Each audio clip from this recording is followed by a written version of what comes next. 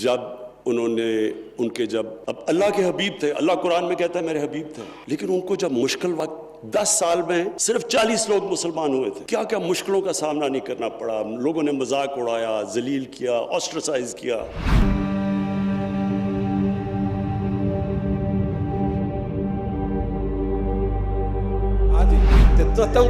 تو کی سمجھا 2 مہینے تو ایڈا پیپر پھر حضور دے بارے تو لفظ بولیا، لفظ ایو جا بولیا جڑا تو سب تو بڑا ذلیل ہے کائنات ہے، تو سب تو بڑا ذلیل ہے، کیوں جی ازل الازل ہے تو، ذلیلاں تو بھی تو بڑا ذلیل ہے۔ ہاں جی تو حضور دے بارے جی گفتگو کرنا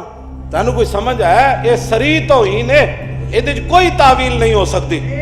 ہاں جی کوئی دنیا دا مولوی یہ تعویل کر ہی نہیں سکتا، اس واسطے کہ توہین دا جڑا لفظ ہے نا دا دار و مدار ہوتا ہے عرف ہوتے اس معاشرے ہوتے۔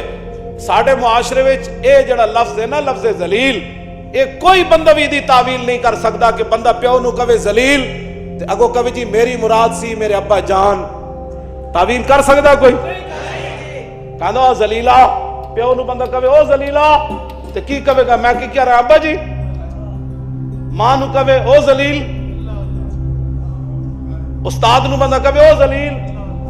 امام اپنے نو بندہ کہے او ذلیل، افسر اپنے بندہ کہے او ذلیل، کوئی تعویل کرے گا نہیں سر میری مراد سی تو آڑے تو وڈا دا نیک ہی کوئی نہیں، انہیں تو اسے ویڑے جتی لا کے دا منہ لا دینا ہے، اس دی تعویل ہوئی کوئی نہیں سکتی۔ اے عرف ہوتے ساڑھے عرف جو لفظ ذلیل جڑا ہے اے توہین واسطے، کسی نو کوئی تکلیف ہے تو اسی حاضر ہاں، جڑے ہوتے کوئی چمچے کڑچے ہیں ہاں جی پہلے اس نو سمجھایا کرو حضور دے بارے گل کرنی کیوں جائی، اے لزوم کفر ہویا تیرے ہوتے